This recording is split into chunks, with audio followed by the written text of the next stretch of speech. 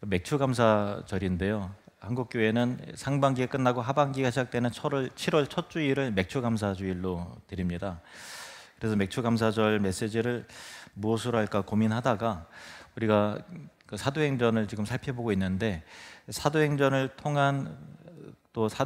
통해서 깨닫게 되는 감사 10가지 나누면 좋겠다. 제가 얼른 살펴보니까 10가지 정도 나오더라고요. 그래서 10가지 좀 나눠보도록 하겠습니다.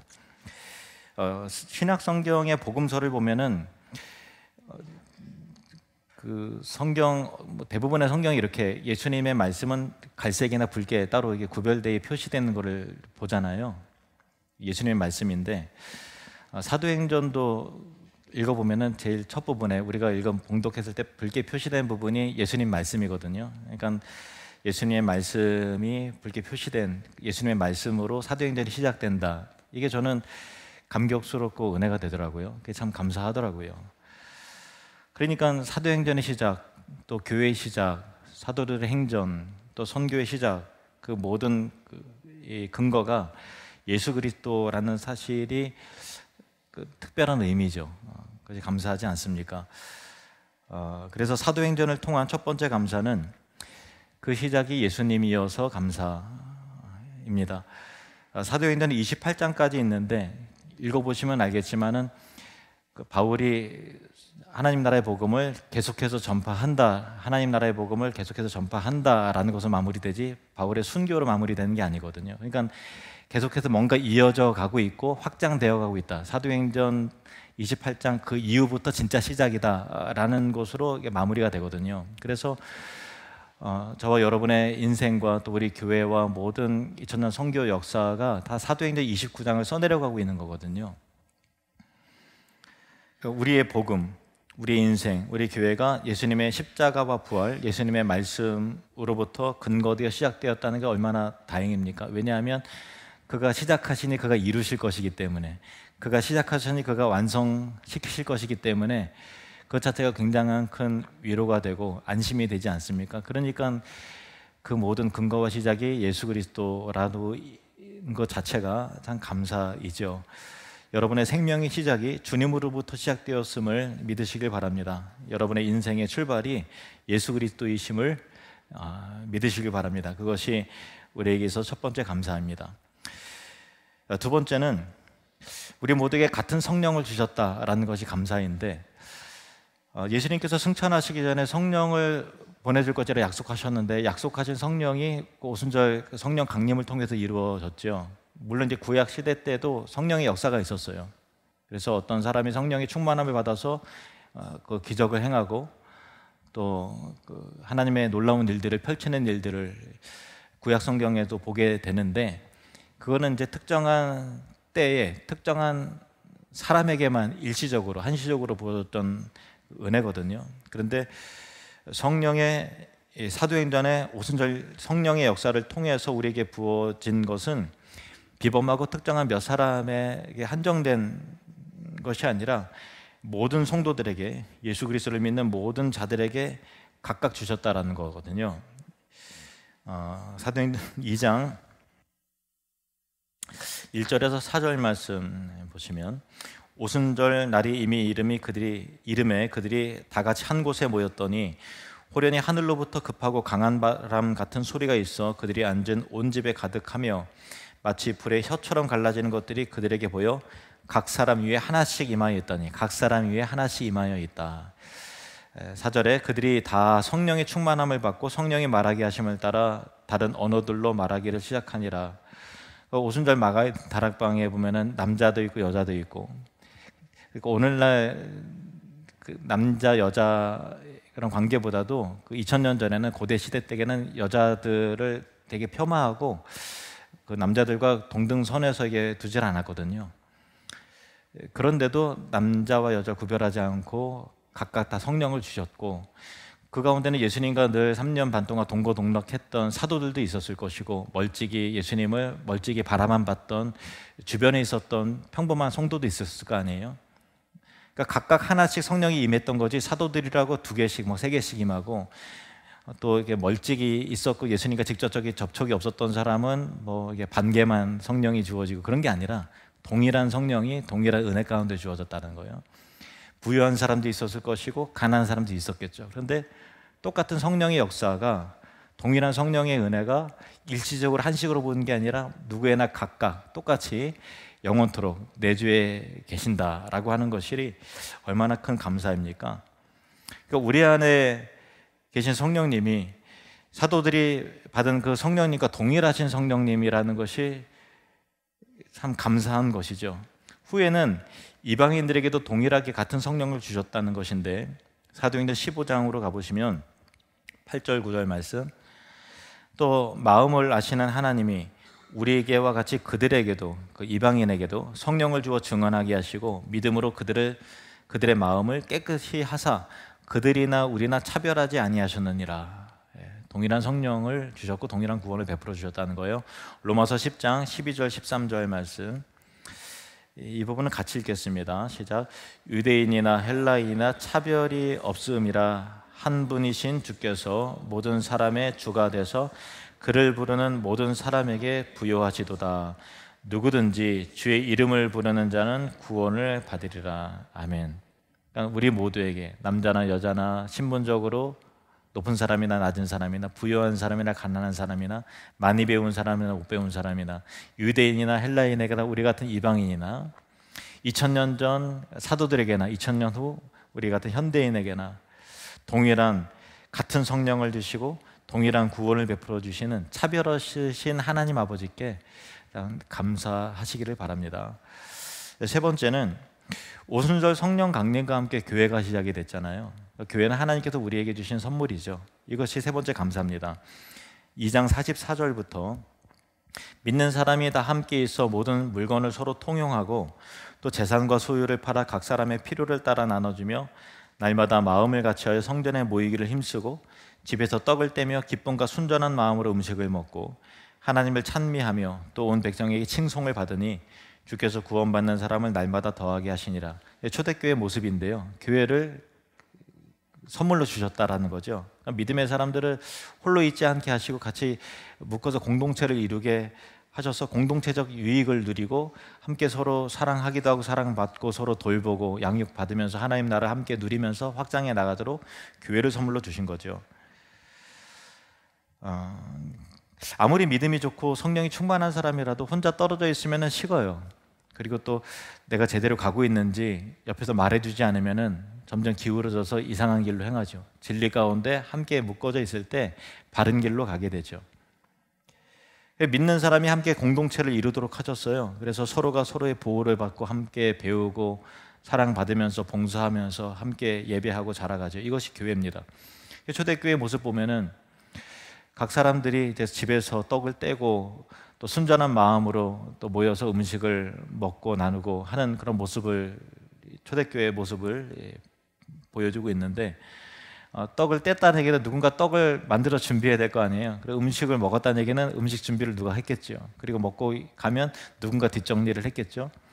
그 모든 것들이 그냥 되어지는 것이 아니잖아요. 섬김의 사람이 있고 수고하고 헌신할 때 이 일을 기쁨으로 여기고 함께 그 또 기쁨의 섬김을 받고 누리고 또 믿음이 자라나면 나도 또 섬기고 하는 일들이 일어나는 거죠. 이게 바로 교회입니다. 아까 이렇게 우리 앞에 특송하며 찬양하는데 참 감격이 있고 은혜가 되더라고요. 우리가 예배를 공동체적으로 누리는 게, 혼자 내가 하나님을 예배한다면 이와 같은 찬양의 감동, 예배의 기쁨 누릴 수 있을까요? 공동체적으로 각각 은사대로 서로 섬겨주기 때문에 기쁨이 있고 감동이 있는 거죠. 우리 교회 방문하는 선교사님들이나 목회자들 이따가 한번씩 보거나 또 이제 제 친구들이 온라인으로 또 우리 교회 예배 모습을 또 보면서 이태기 목사 교회 찬양팀 장난 아니던데 그런 뭐 이렇게 얘기를 해요. 제가 제천이니까 시골 교회 막 이렇게 얘기를 하지만 진짜 시골에 있어서 시골 교회인 줄 알았는데 뭐 강남에 있는 것 같다고 막 그러더라고요. 그러니까 우리 교회 예배 찬양팀의 수준도 얼마나 열심히 노력하겠어요. 그래서 주중에 계속 찬양을 계속 반복적으로 듣고 혼자 연습하고 토요일 날 모여서 2시간씩 연습해서 아침에 일찍 와서 이렇게 예배 드리는데, 우리가 이게 공동체적으로 예배 드리는 게 그냥 되는 것이 아니라 교회로 묶여있기 때문에 이와 같은 예배의 감격과 은혜를 누리는 거잖아요. 그게 참 감사한 부분이죠. 이틀 전에 금요 교사기도회 모임을 했습니다. 함께 우리 선생님들이 이번 주부터 시작되는 수련회와 여름 성경학교 또 단기 선교 등등을 위해서 열심히 기도를 했는데, 때가 되면 여름 성경학교하고 수련회를 하잖아요. 근데 이게 당연한 게 아니에요. 사실은 뭐가 당연하겠어요. 다 공동체적으로 우리 자녀들을 누군가 케어해주고 함께 프로그램을 갖고 계획하고 또 헌금해주고 해서 우리 자녀들을 누군가 같이 함께 돌봐주는 일들이 가능하다는 게 얼마나 더 감사해요. 여러분의 자녀를 여러분의 힘으로, 교회의 힘과 없이 여러분이 힘으로 양육하고 가르치고 캠프하고 또 믿음이 자라나갈 수 있도록 그렇게 할 수 있겠어요? 공동체적으로 묶여있기 때문에 여름 성경학교도 가능한 거고, 공동체적으로 묶여있기 때문에 여러분이 자녀들 위해 3층에서 예배드리도록 하고 이 시간 예배드리는 것이 가능하고, 누군가 섬겨주고 교회가 우리에게 주셨기 때문에 얻는 유익들이 굉장히 많이 있다는 거죠. 이게 얼마나 참 감사합니까? 그렇다고 우리 다음 세대 돌보는 선생님들이 뭐 이게 돈을 받고서 일하는 것도 아니고 얼마나 참 감사해요. 순전한 마음으로 수고하고 사랑하고 희생하고 섬기고 주방 봉사하시고 차량 운행해 주시고 찬양팀 봉사해 주시고 안내팀 해 주시고 그 모든 손길들이 교회라는 공동체로 존재하기 때문에 이루어지는 은혜들이죠. 그 자체가 참 감사한 일입니다. 신자의 인생이 교회에 묶여 있어요. 그래서 교회가 밝고 행복하면 내 신앙생활도 내 인생도 행복하고, 교회가 불행하면 신자의 삶도 불행해지는 거죠. 그러므로 우리에게 주신 교회를 소중하게 생각하고 또 교회를 주신 하나님께 감사하고 사랑해야 하는 것입니다. 우리에게는 하늘이름교회를 주셨죠. 우리 하늘이름교회가 여러분 모두에게 감사와 기쁨의 제목이 되기를 축복합니다. 그리고 더욱 천국을 누리며 확장하는 공동체가 되도록 함께 세워가시는 은혜가 있길 바랍니다. 네 번째는 교회를 정화시키고 보존시켜 주시는 은혜에 대해서 감사해야 됩니다. 교회는 절대로 완벽하지 않죠. 모인 사람들이 죄인이고 연약한 자들이라 참 부족함이 있어요. 그래서 신앙생활 하다 보면 저거 아닌 것 같은데 하는 일들도 때로는 보죠. 근데 초대교회도 완벽할 것 같잖아요. 왜냐면은 예수님과 함께 있었던 그 정말 대단한 사도들이 직접 목회를 하는데 한두 명도 아니고 12명이나 목회를 하고 엄청난 그 성령의 역사를 경험한 사도들이 목회함에도 불구하고 완벽할 것 같았지만 완벽하지 않았다는 거예요. 사도행전 5장에 보면은 아나니아와 삽비라가 성령 하나님을 속이고 거짓말하는 것으로 인해서 죽게 되는 사건이 벌어져요. 그래서 초대교회 성도들이 깜짝 놀라고 두려워하고 막 떱니다. 이 일은 교회 안에 죄악이 발생하고 문제가 생길 때 하나님은 그대로 그것을 방치시키는 하나님이 아니라 개입하셔서 적극적으로 개입하시고 정화시키시고 돌이키게 하시고 거룩하게 하시는 하나님이시다. 그러니까 교회의 주인은 하나님이시다라는 것을 보여주고 있는 사건이거든요. 그래서 교회 자체는 불완전하죠. 그래서 TV 뉴스나 인터넷 뭐 이렇게 보면은 덕을 이루지 못하는 교회라든가 정말 어떻게 목회자가 저럴 수 있을까 할 정도로 정말 참 이상한 목회자들도 인해서 마음이 좀 우울해지고 실족해질 수도 있지만, 그럼에도 불구하고 하나님의 교회의 주인이 되시기 때문에 교회는 여전히 세상의 희망이다라는 것을 여러분 꼭 붙들고 믿으시길 바랍니다. 하나님께서 적극적으로 개입하시는 하나님이세요. 방치시키는 하나님이 아니란 말이에요. 그래서 교회는 소망이 되는 것이고 희망이 있는 것이죠. 때로 교회가 우리에게 고통과 상처를 줄 때도 있겠죠. 우리 교회도 마찬가지일 겁니다. 그러나 우리가 모두가 죄인이고 연약해서 그런 거죠. 그러나 그럼에도 불구하고 교회는 우리에게 그리고 세상을 향한 소망이 되는 것이죠. 하나님은 교회를 통해서 일하십니다. 교회는 우리를 붙들어주는 진리의 기둥이며 우리를 자라가도록 하는 터인 것입니다. 디모데전서 3장 15절 말씀 시작. 만일 내가 지체하면 너로 하여금 하나님의 집에서 어떻게 행하여 할지를 알게 하려 함이니 이 집은 살아계신 하나님의 교회요 진리의 기둥과 터이니라. 아멘. 붉게 표시된 부분을 다시 한번 읽겠습니다. 시작. 이 집은 살아계신 하나님의 교회요 진리의 기둥과 터니라. 아멘. 부족하고 연약할지라도 하나님의 교회다. 하나님께서 개입하시고 정화시켜 주신다라는 것을 확신하시길 바랍니다. 다섯 번째, 고난을 통해서도 일하시는 하나님께 우리는 감사해야 됩니다. 사도행전 7장과 8장에 보면은 스데반의 순교를 통해서 예루살렘 교회에 거센 그 핍박의 바람이 불기 시작하거든요. 그 주동자 중에 한 사람이 이제 사울이었죠. 나중에 바울이 되지만. 그래서 엄청난 시련이, 엄청난 고난이 있어요. 막 잡아 가두고 때리고 결박하고 뭐 죽이고 하는 일들이 일어나는 거예요. 사도행전 8장 1절 말씀. 사울은 그가 죽임 당함을 마땅히 여기더라. 그날에 예루살렘에 있는 교회에 큰 박해가 있어 사도 외에는 다 유대와 사마리아 모든 땅으로 흩어지니라. 사도 외에는 유대와 사마리아 온 땅으로 다 흩어졌다 할 정도로 믿음의 공동체가 같이 사랑 가운데 견고하게 있었지만은 워낙 하나님께서 거센 핍박의 바람을 불도록 허락하시니까 다 막 이렇게 흩어져 가는 거예요.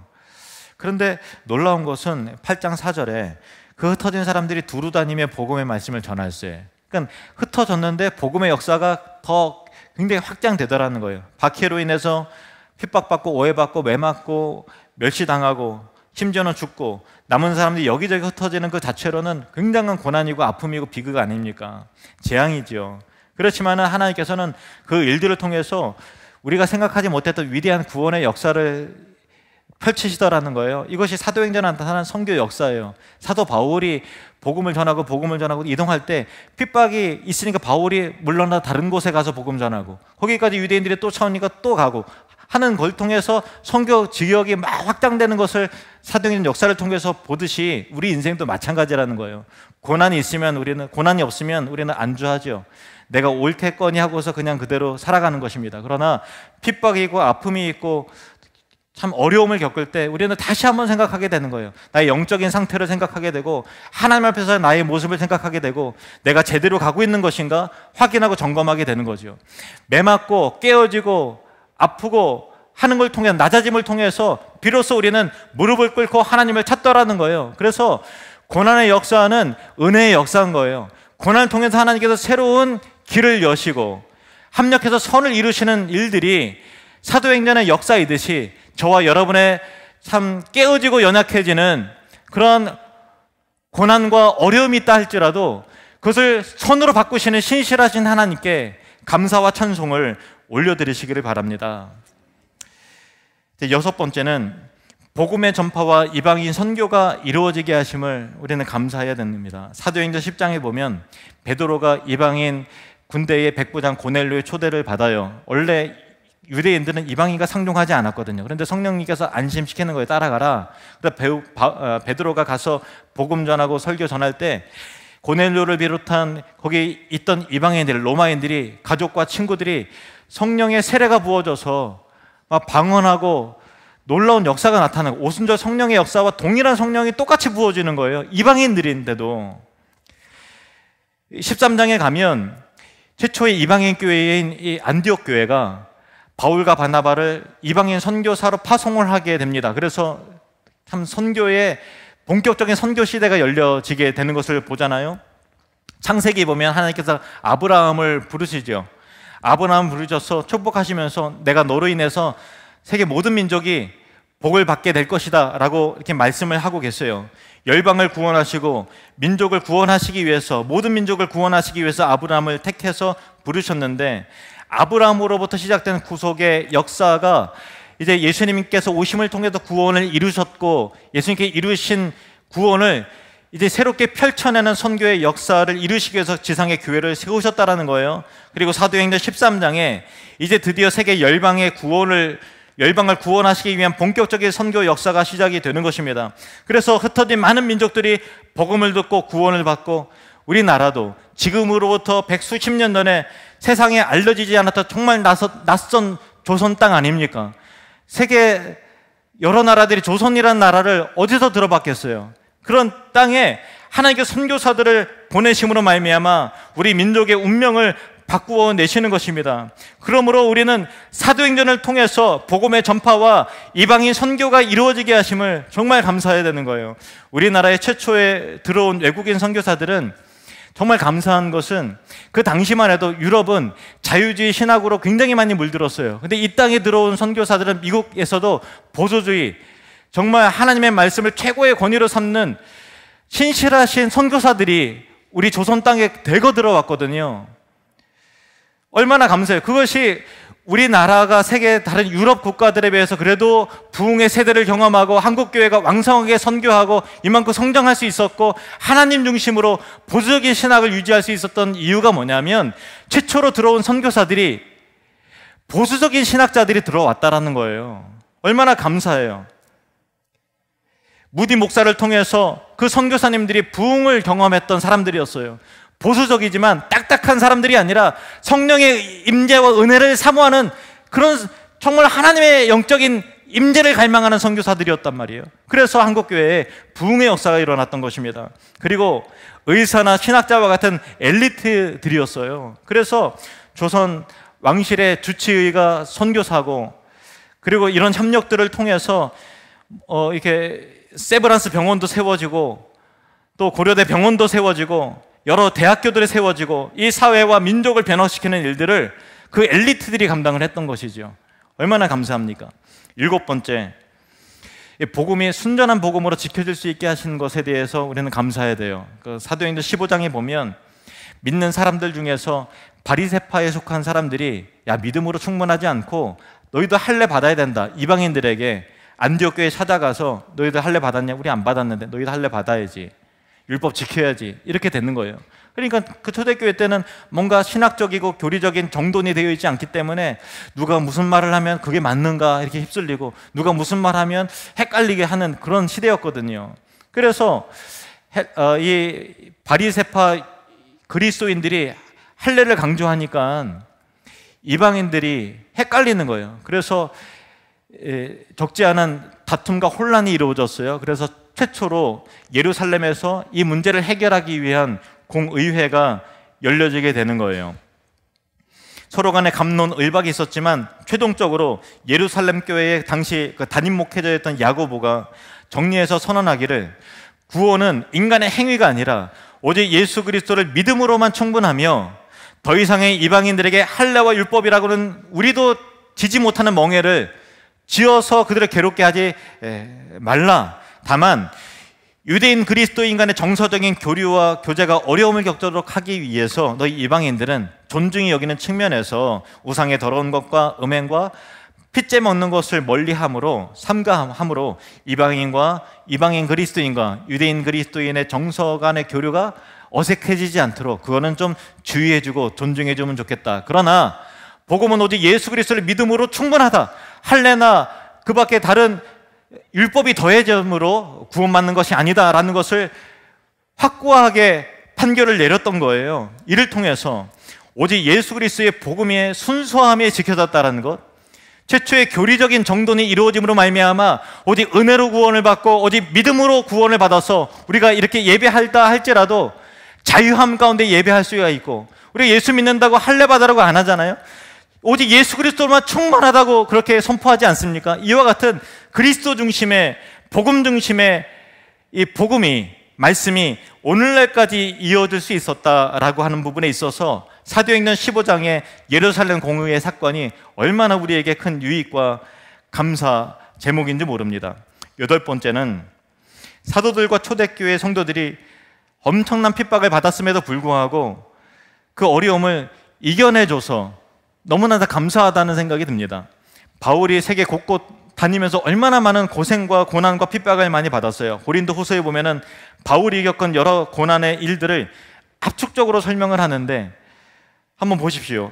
고린도 후서 11장 23절에서 27절 말씀 보시면 그들이 그리스도의 일꾼이냐 정신없는 말을 하거니와 나는 더욱 그러하도다. 내가 수고를 넘치도록 하고 옥에 갇히기도 더 많이 하고 매도 수없이 맞고 여러 번 죽을 뻔하였으니 유대인들에게 40에서 하나 감한매를 5번 맞았으며 3번 태장으로 맞고 1번 돌로 맞고 3번 파손하고 일주야를 깊은 바다에서 지냈으며 여러 번 여행하면서 강의 위험과 강도의 위험과 동족의 위험과 이방인의 위험과 시내의 위험과 광야의 위험과 바다의 위험과 거짓 형제 중의 위험을 당하고 또 수고하며 애쓰고 여러 번 자지 못하고 줄이며 목마르고 여러 번 굶고 춥고 헐벗었노라. 바울이 복음 전하다가 이와 같은 어려움들을 겪었거든요. 그런데 되게 감사한 것은 이와 같은 어려움을 겪어도 바울이 포기하지 않았다라는 것이, 그 고난을 이겨서 승리하면서 계속해서 이 선교의 진척을 이뤄냈다는 것이 얼마나 감사합니까? 그러함을 통해서 우리가 복음을 듣고 구원을 받은 거잖아요. 그리고 초대교회 선교의 역사 가운데 동참했던 수많은 사도들과 초대교회 성도들이 고난 다 이겨낸 거잖아요. 기독교 2000년 그 복음의 역사가 우리 가운데 전달되기까지 우리에게 파송된 선교사들도 고난과 어려움 극복 다 했잖아요. 남편이 죽고 자기 딸이 죽고 해도 버텨낸 거잖아요. 그 바람에 우리가 예수 믿고 이와 같이 천국의 기쁨과 은혜를 누리고 있다는 것이 얼마나 감사합니까? 이 모든 박해와 고난을 겪으면서도 신앙을 포기하지 이겨냈기 때문에 기독교 신앙과 그 믿음의 유산이 이렇게 풍성하게 흘러온 것이죠. 그래서 견뎌준 바울이 고맙고 사도들에게 감사하고 초대교회 성도들, 네로의 핍박 가운데 사람들이 거리에 기독교인들 잡아다가 기름칠 바르고 기둥에다가 불태워 버렸거든요. 거리에 등불로 그렇게 사용했을 정도로 엄청난 핍박의 바람이 불었음에도 불구하고 그 믿음을 지켜냈단 말이에요. 사자굴에서 짐승의 밥이 되도록 그 믿음을 포기하지 않았단 말이에요. 그 순결한 숭고한 신앙이 있었다라는 것이 얼마나 감사합니까? 참 버텨줘서 너무나 감사하죠. 우리가 한 가지 도전받고 또 품어야 되는 마음은, 여러분도 그와 같은 고난은 아닐지라도 인생 가운데 어려운 일들 있잖아요.